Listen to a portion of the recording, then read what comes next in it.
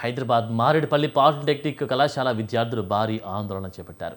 Polytech కళాశాలను శక్తి young India skill university పరిధిలోకి మారుస్తూ ప్రభుత్వం జారీ చేసిన జీవో నెంబర్ 97ను వెంటనే రద్దు చేయాలని డిమాండ్ చేశారు. విద్యార్థుల నిరసనలకు జనసేన విద్యార్థి విభాగం ఏబీవీపీ నాయకులు పూర్తి మద్దతు తెలిపేందుకు కళాశాల వద్దకు బైఠాయించారు.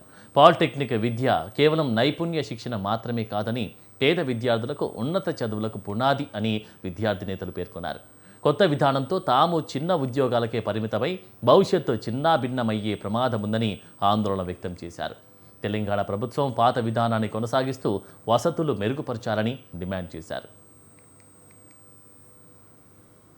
ప్రభుత్వం ఏదైతే జీవో నెంబర్ 97 అమలు చేస్తుందో అది డిప్లొమా విద్యార్థులు ఎంతో ఆందోళన చెందుతున్న పరిస్థితి ఉంది. ఈ జీవో నెంబర్ 97 వల్ల విద్యార్థులకు బీటెక్లో లాటరల్ ఎంట్రీ అనేది తొలగించారు. మరియు ఆ జీవో నెంబర్ 97 వల్ల ఏదైతే ఆర్ఆర్బి, డిఆర్డిఓ లైక్ సెంట్రల్ జాబ్లని వీళ్లకు డిప్లొమా విద్యార్థులు ఆ సెంట్రల్ జాబ్లను రాయడానికి అర్హత కోల్పోతారు. ఐటీఐతో ఈ డిప్లొమా విద్యార్థులను ఈ డిప్లొమాని కంబైన్ చేస్తే డిప్లొమా యొక్క వాల్యూ తగ్గిపోతుంది.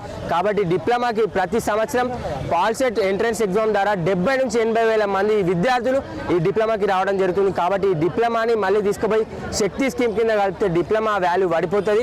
గవర్నమెంట్ సెంట్రల్ జాబ్స్కి రాయరాదు. డిప్లొమా అంటేనే తొందర ఒక విద్యార్థి తొందర మన రాష్ట్రానికి, మన దేశానికి ఒక విద్యార్థి తొందర గవర్నమెంట్ జాబ్స్ కానీ, ప్రైవేట్ సెక్టార్లో కానీ, సాఫ్ట్వేర్ ఉద్యోగాలు కానీ డిప్లొమా ద్వారా తొందర ఎన్నికవుతారు.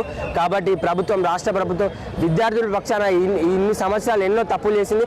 మళ్ళీ ఇది కూడా ఇంకో తప్పు కాబోతుంది. దాన్ని మేము ముందే